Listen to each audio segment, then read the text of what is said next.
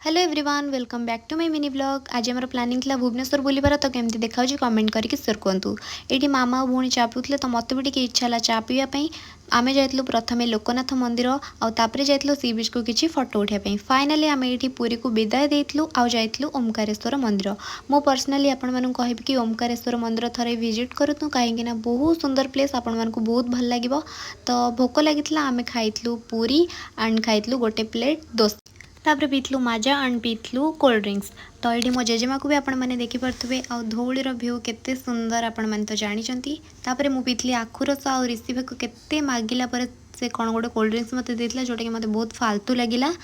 तापर आम जाइलु छतिया बाकी मु वीडियो किसी बनईनी। तो आमर गाड़ी खराब हो आम ये दमसरा खेलु आ बहुत मजामस्ती करूँ। आपण मैंने सियोर मु कहि कि फुल व्लॉग थरे चेक करूँ। तो ये सब आम बस वेट करूँ आ बस रे आम फेरी आसलु। ये हूँ मो पिउसी।